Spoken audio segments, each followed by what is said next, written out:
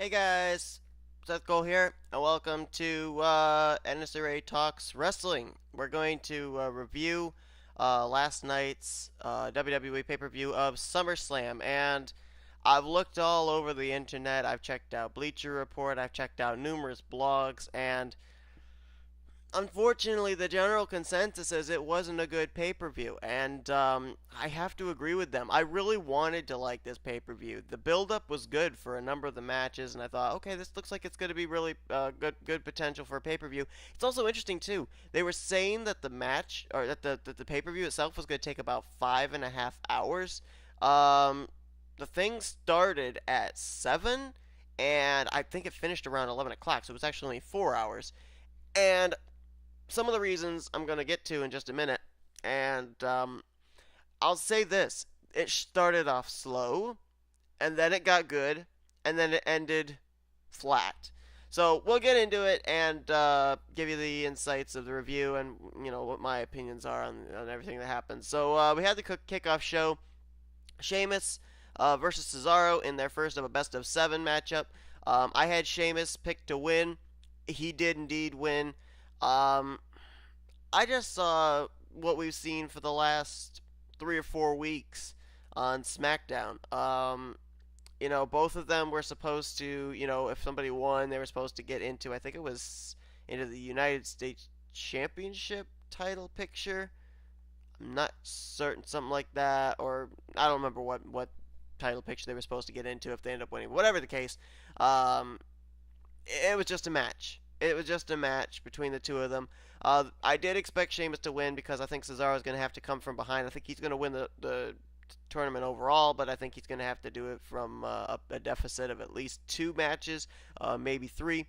We move on to the next one. They had to throw Sami Zayn in some way there, and so Sami Zayn teams up with Neville to take on the Dudley Boys. Sami Zayn and Neville win. Okay. Um, the Dudley Boys now are just jobbers. It's a shame too because instead of the way they were back in the Attitude Era, when even when they would lose, they looked like they were a powerful force when they were going up against the Hardy Boys or Agent Christian. Now they just look like 2 idiots stumbling around, not knowing where they're at in the ring. It's not good for their image, and I don't know. Again, just their matchup. It seemed like a matchup that was kind of thrown together, and yeah, it happened. You knew Sami Zayn and Neville were going to win anyway. Then next, you ended up having basically a repeat of what had taken place on SmackDown with American Alpha, the Usos, and the Hype Bros. Of course, Mojo Rawley and Zack Ryder taking on Breezango, the Ascension, and the Vaudevillains. Now, of course, this was another opportunity on pay-per-view for American Alpha to showcase their stuff, which is okay, but SmackDown's trying to push their tag team division with this kind of a thing, and it's not really working out that well. It really isn't. The Ascension, the Vaudevillains, they're starting to lose, people are starting to lose interest in them. The Hype Bros, they're not really taking on. I mean, put American Alpha in a match against the Usos or something, and during the pre-show, at least that'd be something interesting, I guess. I don't know. That matchup again was just there. It was just a showcase, I think, to show off American Alpha. Start putting them in, actual tag team matchups against people rather than having them team up with 6 other guys. Next up, we go into the main card, and this was actually maybe, I think, on my list, the 3rd best match of the night, and it was Chris Jericho and Kevin Owens, or Jericho, Team Jericho versus Enzo Amore and Big Cass. Now, the one thing that kind of confuses me on this is, are they turning Jericho into a tag team for the long run? If so, that's great. They ended up picking up the victory. They ended up having an absolutely amazing finisher. I loved it, where it went into the pop-up powerbomb, which is Kevin Owens' finisher, into Jericho's finisher, the Codebreaker. Loved it. Thought that was a great finisher. The only thing that I'm a little confused about is I thought that when Enzo Amore and Big Cass came into the picture, they were going to get a really big push and get, kind of put towards tag team title gold. That hasn't happened yet, and they lose a pay-per-view matchup against Jericho. So I'm a little confused about that. I mean, they're still the faces too, so I don't know. The crowd's really into them. I'm not certain why WWE isn't giving them a push, but it is what it is, and we're gonna have to see where this feud goes from here. If it even continues on, maybe this was just like a little side thing before they start getting Enzo and Cass maybe getting ready to go up against I don't know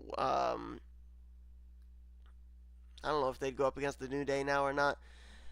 Doesn't really matter. Regardless, moving on to the next matchup, the Women's Championship match. Charlotte wins over Sasha Banks, and I thought to myself, why would they give Charlotte the title belt back when Sasha Banks ended up winning it? Well, I think one of the main reasons is Sasha Banks, let's be perfectly honest, is very injury prone. She takes a lot of risks, gets injured very easily. Um, so she got injured, I believe, in this matchup. And so instead of having Sasha Banks go away and leaving a vacant women's championship, they had Charlotte take the belt. And so, while it's a shame that Sasha Banks got injured and isn't going to be able to continue on her title reign, wasn't able to get a pay-per-view victory. I mean, let's think about it. She ended up getting the pinfall and the championship from Charlotte on a Monday Night Raw following the WWE draft. So, a shame that her first pay-per-view title defense, she wasn't able to retain it. But I think if you think about it, it's a lot better to have somebody holding the title than to have somebody get injured and leave the title vacant. Definitely not what you want to have happen, especially in the early stages of the new era, if you will. So, Sasha will more than likely come back from injury. She'll challenge again, win the title back from Charlotte. Maybe at the next pay-per-view. I don't know. Another interesting thing that'll throw some light on this as well is where does Bayley fit into all this? Because with Bayley unsuccessful in getting the title back from Asuka, which I thought was going to happen, now Bayley no longer has a rematch clause against Asuka. Now she can be brought up to the main roster. So we'll see where that goes. If maybe we'll see if she's going to battle with Charlotte, if she's going to get drafted to Raw or if she's going to get drafted to SmackDown. If I'm perfectly honest with the fact that I'll get to this in a minute, but with Nikki Bella being signed to SmackDown now, which we knew she was going to be because John Cena's on SmackDown. Now the question is, where does Bayley go? While Nikki Bella is going to help out the situation of needing big name women over on SmackDown, you've still got Sasha and Charlotte over on Raw. Would putting Bayley over on Raw be kind of overkill and again put SmackDown women in a bit of Raw shadow? I don't know. Let's move on to the next matchup, though. The Intercontinental Championship, The Miz versus Apollo Crews. The Miz retains. A lot of people not happy with the fact that Apollo Crews didn't win the title and that The Miz retained. To be perfectly honest, while I'm not as big a fan of The Miz, I do think The Miz is good as far as a heel champion. And Apollo Crews, I think he needs a little bit better of a gimmick. I mean, all he really does is say a couple of words and then do a finishing maneuver. He doesn't have as much of a personality. He doesn't have something that the fans will gravitate to. The Miz, on the other hand, knows how to work the crowd and everything, so I think that keeping the title belt on him, at least for now, is a good idea. Whether Apollo Crews is going to get another shot or not, I don't know, but I think that Apollo Crews, to be perfectly honest, would be a very bland Intercontinental Champion, at least for right now, until he gets himself a persona. Next up, we have AJ Styles versus John Cena. This was right in the middle of the card, and to be honest, this was the best match of the night. I kind of felt it was going to be, and it delivered. It definitely delivered. By far, the best matchup of the pay-per-view card, no doubt. The exchange was terrific. I was actually looking at a couple of times where John Cena seemed to undersell a couple of the moves that AJ Styles put on him, but overall, both guys did an unbelievable job, and AJ Styles picked up the win, which I think was absolutely perfect, because let's face it, AJ Styles is going to go places further in the company. John Cena right now, I think he's in, I'm going to say, semi-retirement mode. I think you're going to see him take a couple steps back now. AJ Styles steps forward, and they're saying now that because of this, AJ Styles is the face that runs the place. I don't think he's going to be able to get that monogram from John Cena, but I'm glad he got the victory. Definitely was the way that the rubber match should have ended with AJ Styles winning that one. So we move on to the tag team championships. The club, Gallows and Anderson, taking on the New Day, Kofi Kingston and Xavier Woods. The match ends in a disqualification thanks to Jon Stewart. Now, while Jon Stewart's interference in last year's SummerSlam was, kind of rage-inducing, this one wasn't as bad. Jon Stewart donning the Booty-O's shirt and everything. He gets into the ring. He distracts Carl Anderson and Luke Gallows. And then Big E Langston comes out and attacks the club, resulting in a disqualification. So the club ends up winning, but they don't get the tag team titles. Now, while I think that this is a okay finish, and it allows the New Day to continue on their streak as WWE Tag Team Champions, this to me says you're going to see the club win the titles on a non-pay-per-view episode. And so I'm not really sure how I feel about that. It would have been cool, I think, to see the club win the tag team titles and Finn Balor win the Universal Championship all in the same night. Then they could have put a storyline together of the club merging together. Because keep in mind, both of those the team of Gallows and Anderson and Finn Balor are over on Monday Night Raw now. They're no longer in any way affiliated with AJ Styles, who's over on the SmackDown brand. So, they can put those three together and form the club over on Raw. But it is what it is, and we'll see what happens in the future, whether Gallows and Anderson will get another shot at the tag team titles, or, I don't know, who would they put in? Maybe Enzo and Cass? I don't know. Anyway, let's move on to the next matchup, the World Heavyweight Championship, Dean Ambrose versus Dolph Ziggler. You knew where this one was going. You knew that Dolph Ziggler was going to be the one that was going to be, like the underdog and was not going to be able to get the job done. Dean Ambrose, there's no way they're taking the title belt off him anytime soon, and he ends up beating Dolph Ziggler. Now, while this match was okay, it wasn't exactly as good a showcase as I thought the two could put on. So I don't know if I were to rate this match, I'd give it maybe 3 out of 5, but it wasn't one of the best matchups of the night. And it kind of falls flat, too, when you know with the build-up that Ziggler was getting that he wasn't going to get the job done. It's like, you know what, I know it's already going to happen. Hit Dirty Deeds already and finish him off. So, that was the thing. Next up, this actually surprised me because I thought we were going to see the 6-women tag team match during the pre-show. They put it way down on the card, close to the end of the show, which really surprised me. Carmella, Becky Lynch, and Naomi versus Natalya, Alexa Bliss, and what was supposed to be Eva Marie, but of course we knew that Eva Marie was suspended for 30 days for violating the WWE wellness policy, and they had the announcer guy that does the intro for Eva Marie say that she wasn't there due to emotional and physical stress brought on by the fans.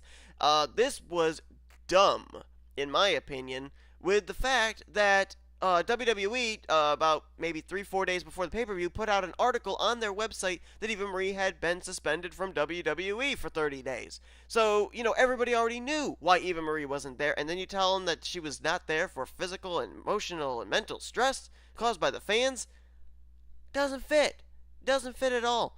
So, that was really stupid. I think what should have happened is, they can have the whole Eva Marie mental physical stress, but if they had actually held off on releasing the article that Eva Marie had been suspended, have the intro and everything, Eva Marie has not shown up, because everybody thought that SummerSlam was when she was actually going to get into the ring, probably not wrestle, but get a cheap pinfall and pick up the win for her team. Then after SummerSlam is over, then release that Eva Marie has been suspended. That would have made more sense to me. But, it was really dumb to do that because people knew. Everybody in that arena knew that Eva Marie wasn't going to be there because she'd been suspended. So, who was going to fill in? I thought it was going to possibly be Nia Jax, and then I thought to myself, you know what, that was a stupid prediction because Nia Jax is over on Raw. This 6-woman tag team match is all SmackDown women, so, that wasn't a good idea. But it ends up being Nikki Bella coming back. But here's the thing that kind of interests me. Go back to when Nikki Bella made her last appearance on a WWE pay-per-view, and that was WrestleMania.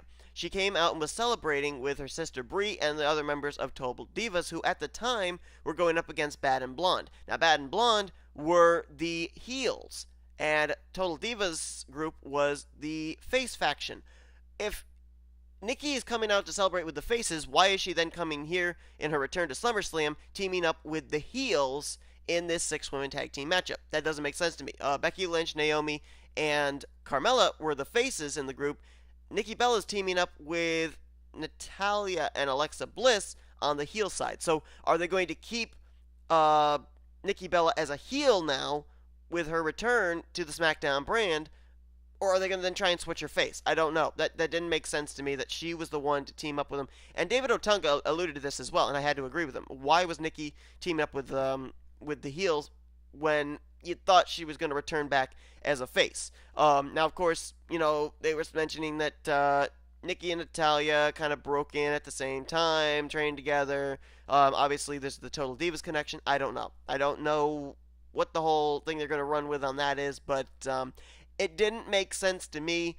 But regardless, you still had the heel team of Nikki Bella, Natalya, and Alexa Bliss picking up the victory, which I predicted was going to happen. Although I thought, before Eva Marie's suspension, it was going to be Eva Marie picking up the win for her team. So it still ended up being the same result, I think, than what it would have been if Eva Marie hadn't been suspended, but still very confusing. Next up, we have what to me was match number 2 on the card. So we had match number 1, AJ Styles. Match number 3 to me was Chris Jericho, Kevin Owens versus Enzo Amore and Big Cass. And then here was, to me, match number 2, right in the middle, and that was the Universal Championship, Seth Rollins versus the Demon King, Finn Balor. Now, I will say these two put on an unbelievable match. I knew they were going to. Finn Balor has been shown that he can definitely carry a main event. Seth Rollins has always been able to. Seth Rollins is one of my top 5 favorite wrestlers because he just always seems to deliver. The only thing that was disappointing about this matchup, and it wasn't any fault of these guys, but just the fact that in the time span, the match seemed to move rather quickly. It moved a little too quickly, seemed to get over with too quickly. I was hoping they'd go a little bit longer, but you got to remember both of these guys are high flyer, fast-paced wrestlers, so they fit a lot of stuff into a short amount of time. So, no fault to them. They put on a great matchup. It was really good. The storytelling was great. Both of these guys definitely delivered, put on a main event match, but because the two of them work so fast, they aren't really your slow, methodical guys. They go right into it and get it done. The matchup seemed to end rather abruptly, rather shortly, and wasn't a long match. And so it was a little disappointing. I wanted to see more of this matchup. It ended up rather quickly. Finn Balor ends up winning the championship. That's what I had predicted that as well. I think Seth Rollins is definitely going to be getting back into the picture of trying to face off against Finn Balor again. But I think this is a great step in the right direction for WWE in having Finn Balor be the champion, because this also sets up the fact now that he can be flanked by the club as the champion. And I think that this is going to be good. I think you also may see Seth Rollins get into this feud, and for the first time, Seth Rollins is not going to have the backup. It's going to be Finn Balor having the backup. So you're going to have Seth Rollins as the lone wolf guy, and you could end up seeing kind of a double turn. Seth Rollins going from heel to face, Finn Balor going from face to heel with the backup of the club. So should be a very interesting thing. I think this was a good move of having Finn Balor be the Universal Champion, and of course he makes history now as well. So very interesting there. Next we get to the 2 worst matches of the card, because SummerSlam is second to WrestleMania in terms of their how they set importance in WWE.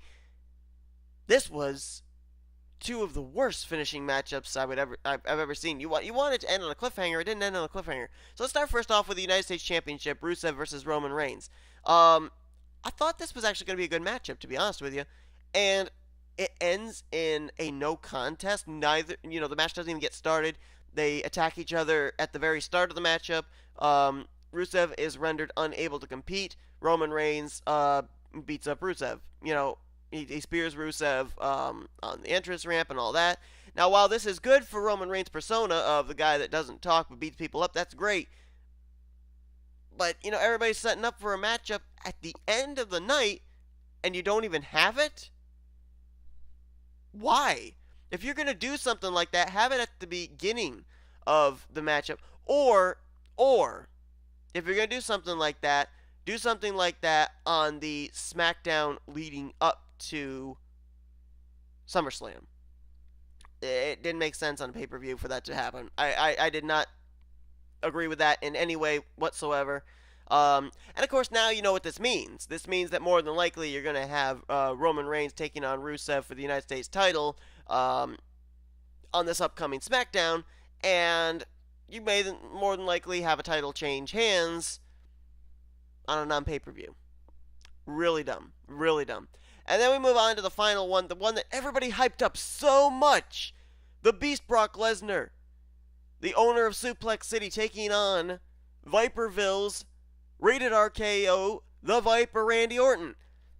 I thought this was going to be good. I thought this was actually interesting as well, that the fact that Randy Orton had just come back from a shoulder injury, and he's going to take on a guy that does the suplexes, Brock Lesnar. Now, the matchup was started out really good. You had Brock Lesnar throw Randy Orton through a table. Randy Orton RKO'd Brock Lesnar on a table. Hit 2 RKOs on him, actually. Hit the DDT from the second rope. Brock Lesnar suplexed Randy Orton 7 times. And then begins with the elbows, and the match ends in a TKO. Now, a lot of people are saying that it was a botch, that, Brock Lesnar ended up busting open Randy Orton, was not supposed to have that happen, blah, blah, blah. I don't think it was a botch. I think it was definitely supposed to happen. But while the match itself was okay, the finish was kind of odd, and then the end result was absolutely terrible.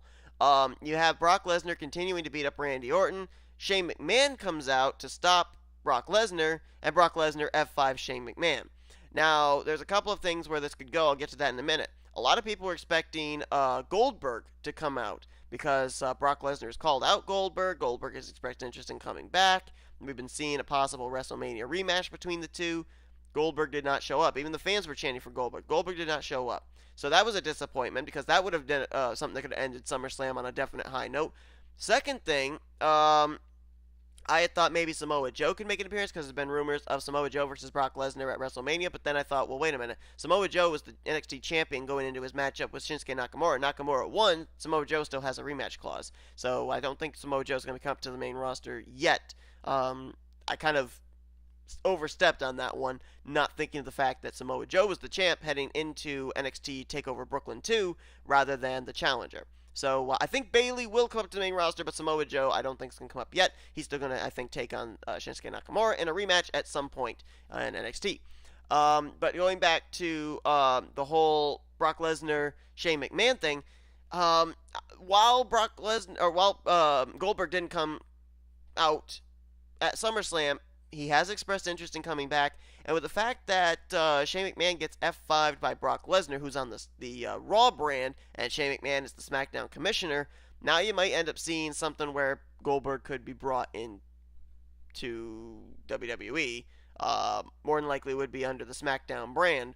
Shane McMahon could say, I was assaulted. I'm going to bring charges against my sister Stephanie on Monday Night Raw for that happening. Blah blah blah. I was just out there protecting SmackDown superstar. Something like that could happen. But when you have a pay-per-view, you want the pay-per-view to end on a high note. You want to end on a cliffhanger at least, or a big moment. This wasn't a big moment. It had shades of when Brock Lesnar F5'd Mr. McMahon, and Paul Heyman was like, "Oh my goodness, what did you do, Brock?"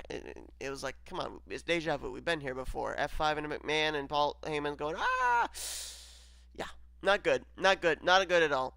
I looked at so many blogs and everything, and they were grading this pay-per-view C and D and everything. The only matchups that had any redeeming qualities in it were Chris Jericho, Kevin Owens versus Enzo Amore and Cass. That was number 3 for the matchups for me. Number 2 was Finn Balor versus Seth Rollins, and of course the match of the night was John Cena versus AJ Styles. But overall, this pay-per-view was absolutely horrible. It was not good. It was not good. The hype was good, and the pay-per-view did not deliver at all. So, very disappointed. Very, very disappointed. It could have been so much more. And, boy. I mean, even if you had those finishes to the United States Championship and Brock Lesnar versus Orton, have them in the middle of the card. Finish off the night with the Cena Styles match or with Finn Balor, Seth Rollins, and at least then people will be talking about the main event. They'll be like, well, the other stuff wasn't as good, but at least they ended us with a good finish to the pay per view. It wasn't a good finish. So anyway, that's the results, and that's what my opinion is on it. I don't know if there's really any storylines really that great that you can take away from SummerSlam and look towards Monday Night Raw and Tuesday Night SmackDown Live. I don't see really anything, with the possible exception of the Universal Championship thing with Seth Rollins and Finn Balor. Everything else seems to lay flat. Sasha Banks more than likely is going to be taking some time off for her injury, so there goes the feud with Charlotte. I don't know if you're going to see Jericho and Enzo Amore and Cass get back into it or not. We're going to see Sheamus versus Cesaro again. Wee-ha! You got, I don't think really much else can go in the form of Dean Ambrose, Dolph Ziggler, so we're going to have to see who Dean Ambrose's next opponent could be. Gallows, Anderson, and the New Day, the Club, I think they're going to win the tag team titles probably on Raw, which would be tonight, ironically enough. I think it's not going to happen on pay-per-view. It's going to be tonight. Rusev versus Roman Reigns. I think you're going to see that title switch hands as well on SmackDown. But it's not good. It's not good. Very disappointed. In all honesty, I could have ended the pay-per-view watching the Universal Championship, turned off my computer, stopped watching the stream, and probably missed nothing. Anyway, that's going to do it here for my review. Overall, I did not think SummerSlam was a good pay-per-view at all. The booking was pretty bad. It had, as I said, 3 matchups that were good. Everything else, either the wrestling or the finish, were not good. So anyway, thanks everybody for tuning in. I'll see you guys next time on whatever comes out in NNSCRA Talks Wrestling. Until then, I'm out.